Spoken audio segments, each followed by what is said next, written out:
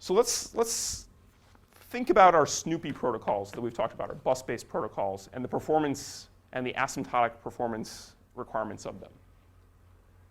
So one of the challenges of a snooping protocol, as we discussed before, is as you add more people or more processors to the system, you have more entities shouting on one shared medium. And you need to hear the shouting. You can't just forget some shout, because you need to snoop that against your local cache. So whenever another core takes a cache miss, you need to snoop that against your cache and make sure that you don't have a copy of that, or that you'd have to invalidate, for instance, or reply back with some data, or do some other invalidation or coherence protocol adjustment. So what's annoying about this is if you sort of look at the amount of bandwidth you require on your bus, all cache misses need to go across that bus. Everyone needs to look at that, and everyone needs to have a port that has enough bandwidth to look at all those transactions on their cache. So if we go to look at this, our bus, if we want to sort of keep up with the same amount of bandwidth of cache misses per core as we add more cores to the system, is going to grow order n, where n is the number of processors. Because now you can compute this because everyone, let's say, has the same amount of cache misses going on, and you want to have the same cache miss rate, and you just multiply it by n. For each core is going to have that. Well, that may be fine when n is 8, but if n goes to 1,000 or 1,000,000, you're going to have some serious problems here. That's a very, very big bus. And it's not just straight bandwidth. You also need to have effectively some way to arbitrate for that bus, and you need to have atomic transactions going across that bus. So it may be hard to actually, even if you have a very high bandwidth bus, you may not have enough transaction cycles in order to operate on the bus. So the solution to this is we start to look at something we're going to call directory cache coherence, or directory protocols. And the idea in a directory protocol, the key idea here is that instead of broadcasting your invalidations to every other core in the system, or all cache misses to every other core in the system, instead what you do is you go talk to a location that we're going to call a directory. And this directory is going to keep track of which caches have that data. And what's nice about this is now, if you take a cache miss, you can go ask the directory, well, who has this cache line? And if only one other core has the cache line, let's say readable, and you're trying to take it into an exclusive access, you're trying to do a write to it, you only need to invalidate one location instead of sending that data to all n processors in your system. So we've cut down what was a broadcast system into a point-to-point system.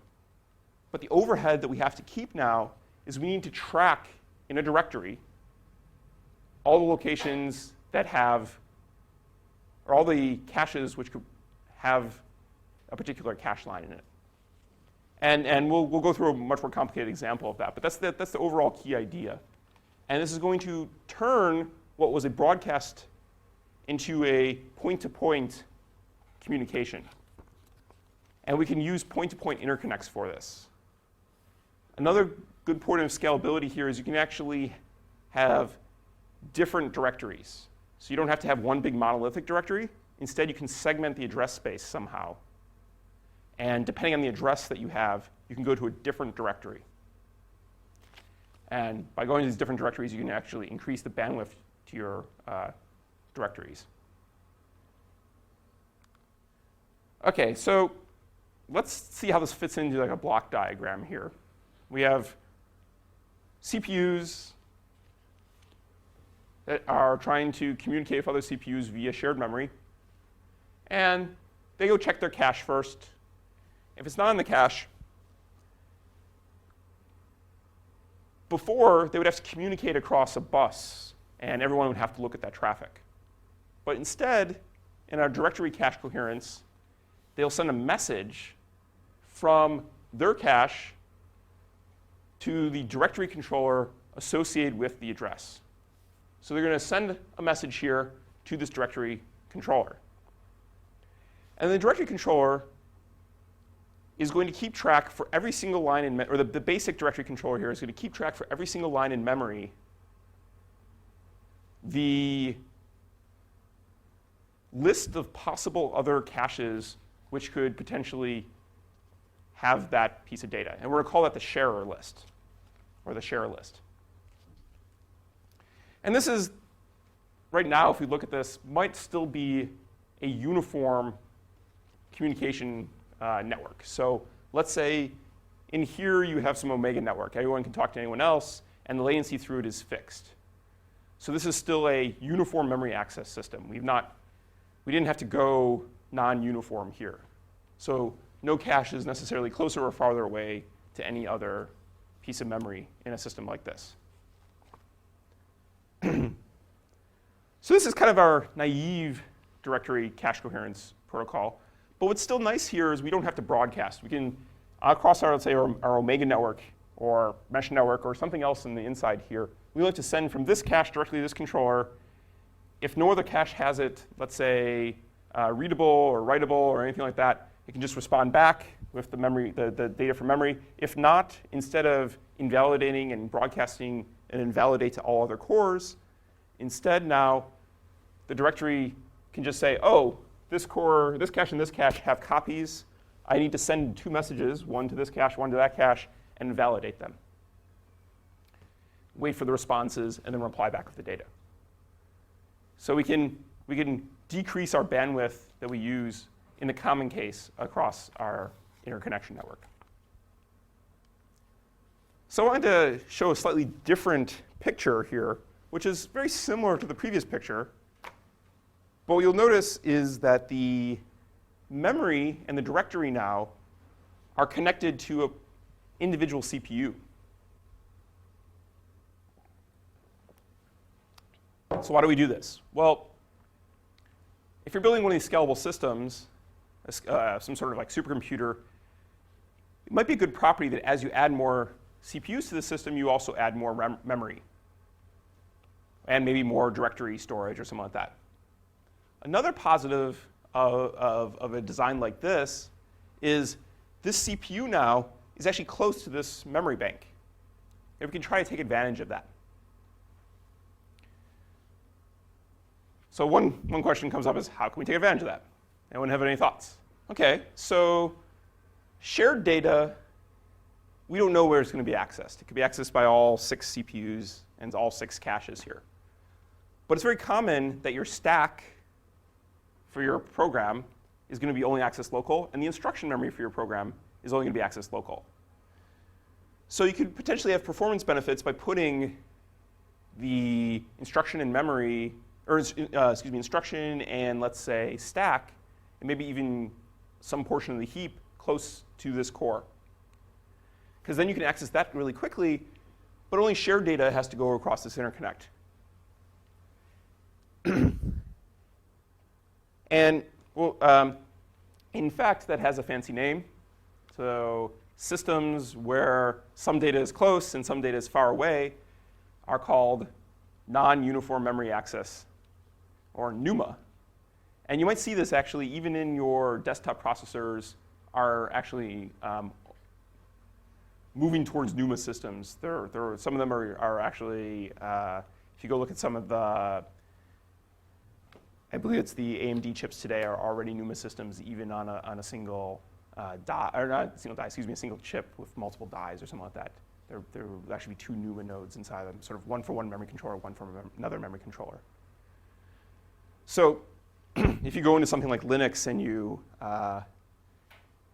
go look in the proc directory, you can actually see there's a subdirectory in there called NUMA, and it will tell you the configuration of the different memory, and then the OS can take advantage of this. So it can put, for instance, the stack and the instruction memory for a particular program that's being used by a particular core close to that core. And then for maybe some other data, it can somehow choose some other choice. Now, I wanted to make an important point here is that just because the latency to memory is different does not mean that your system is a directory-based cache-coherent NUMA system. So you can still have non-directory-based systems where some memory is close and some memory is far away. So you can still have basically a bus or something like that, or maybe some other interconnection network in there, which is still a snooping protocol, or effectively a snooping protocol, but some data is close and some data is far away. But if you were to see this in literature, usually if people are talking about directory-based cache-coherent NUMA systems, they'll call them CC-NUMA, or cache-coherent NUMA systems. And that's usually sort of means that this is a cache-coherent non-uniform memory access architecture, and usually implies that it's directory-based, but there may be other protocols that people are using out there also.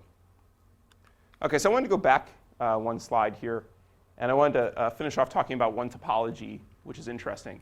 And the difference between these two slides is we went from a CPU here to CPUs. So this is a multi-core chip now. And where this gets interesting is you might have a directory-based cache coherence system connecting multiple chips, but then inside of a chip, you may have something like a bus-based snooping protocol. So you can actually mix and match these two things. And how we go about doing this is if cores inside of this one chip, for instance, have to go get data from each other, they can just effectively snoop on each other. But outside of that, your cache controller, or maybe your L3 cache for this particular chip, is going to respond to messages coming from other directories, like invalidation requests, and do something about it. So there's basically a transducer there between a directory-based cache coherence protocol and a bus-based Snoopy protocol.